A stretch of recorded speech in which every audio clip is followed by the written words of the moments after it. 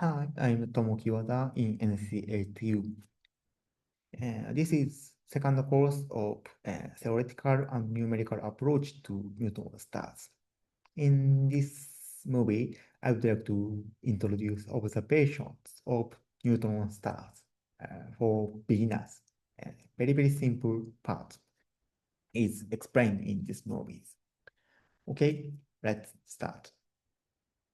And I showed this kind of figure in last video. And today I would like to talk about this object, neutron star. This neutron star is discovered as pulsars.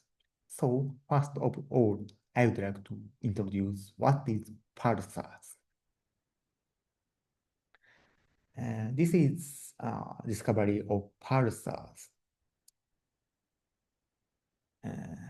Pulsars are discovered serendipitously by these two people, Bell and Hewish, in 1967. This is a radio signal, and this curve, right curve, shows observed signals. And this x-axis shows time, and this is signal. You can find many these kind of structures here,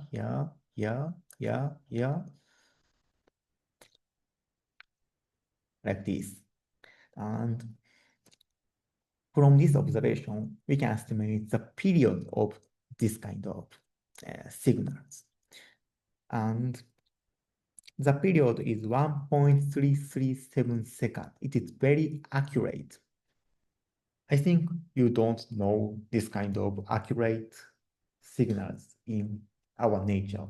So at first, this was thought to be aliens, but it is not alien, but kind of natural signal from our universe.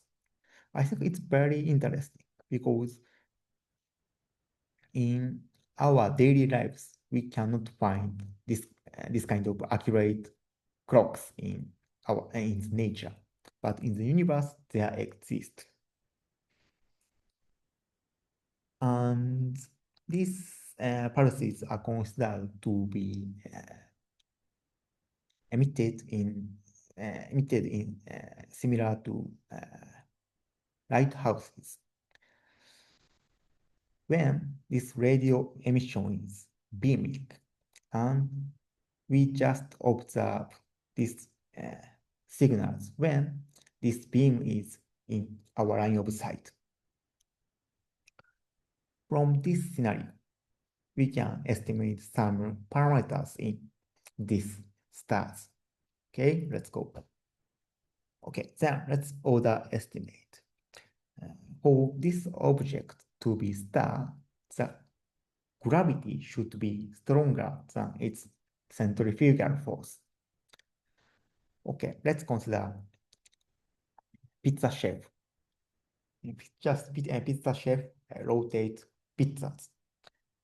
And this pizza is in the force balance between its tension and centrifugal force.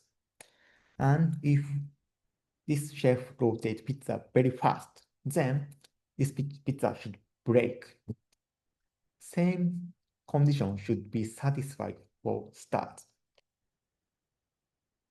Stars keep their structure by gravity, and this gravity should stronger than centrifugal force. Otherwise, it will break like this pizza. And from Newtonian mechanics, we know that gravity is expressed as this kind of, as this. And centrifugal force is expressed as this. So we can just compare this gravity and centrifugal force like this. And from this very simple order estimate, we can we can check the lower limit of the mass density of this object. And if we use 10 milliseconds as period, then this average density should be larger than 10 to the power of 12 gram per cc. And when we go back to this figure, above 10 to the power of 12 gram per cc, there is only neutron stars or quarks, nucleons. So as a result, this rotating object should be neutron star in order to keep their shape. And pulse neutron stars are very extreme environment. Its gravity is very, very strong and very similar to black holes. And its density is very high and much higher than nuclear density. So from neutron star, we can get information of nuclear physics. And its strong magnetic field, there is magnetic field around neutron stars. This is like Sun or Earth, but its magnetic field is very, very strong, 10 to the power of 15 Gauss in very strong case.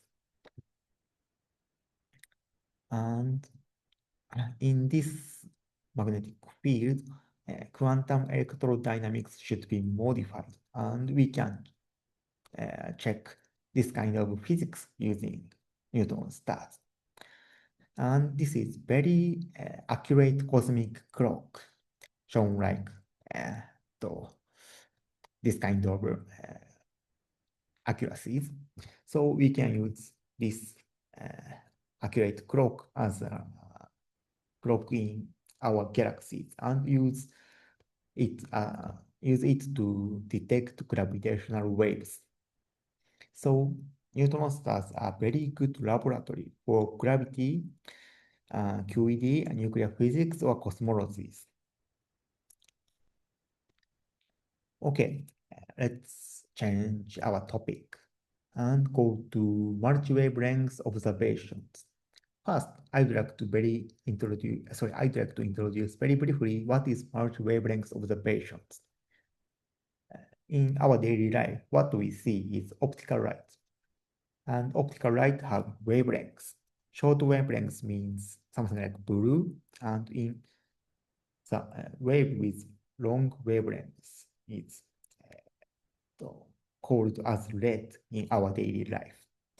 And there is much longer or shorter wavelengths compared with this optical range. And when wavelength is longer than this red, there is infrared or radio waves. And when wavelength is shorter than this blue, there is ultraviolet, X-ray, and gamma rays. And why multi-wavelength observation is important? This is very brief idea of multi-wavelength observations. If we observe rainbows, let's consider observing rainbows. If we just observe this rainbow in only red wavelengths, what we can see is something like this. This is the observation of rainbow in limited wavelengths.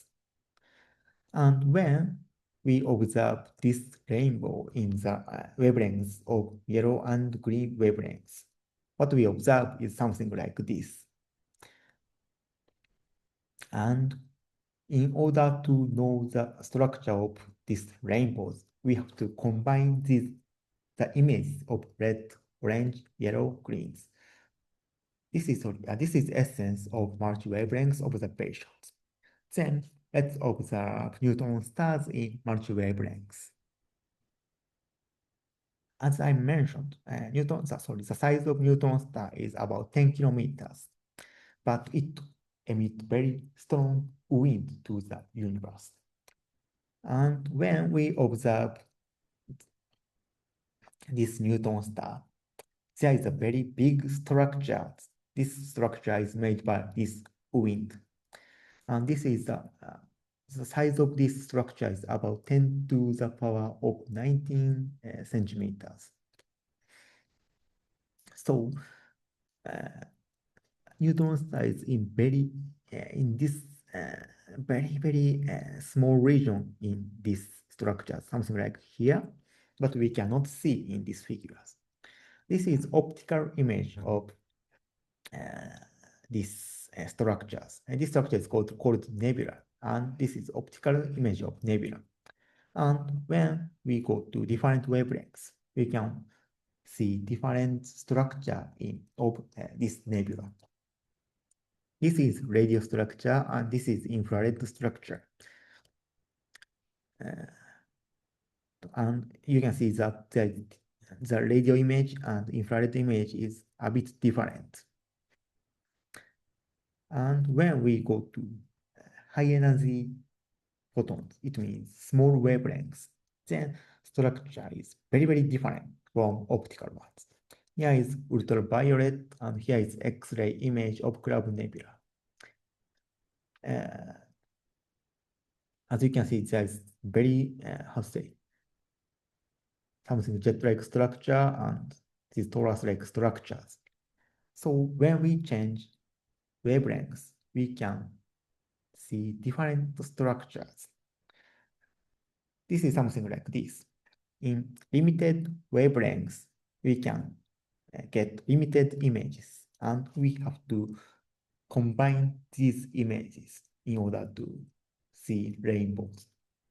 And this is a full image of Club Nebula.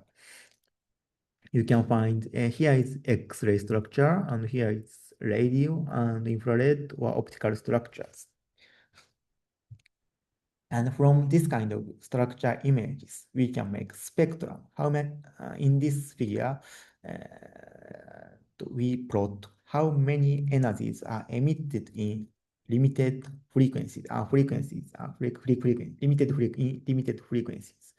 And by using this kind of information and some theoretical model, we can estimate the parameters of this kind of, pulsars. And by observing this neutron star nebula by many wavelengths, we can we can get information about the neutron stars. And recently, in addition to wavelengths, we are in the stage of multi-messenger observations. So far, I explained observation about photons, but there is another messengers different from photons. For example, cosmic rays, neutrinos, and gravitational waves. And currently, at the top, we are using these messengers as probe of cosmic astrophysical objects. And here is one of this kind,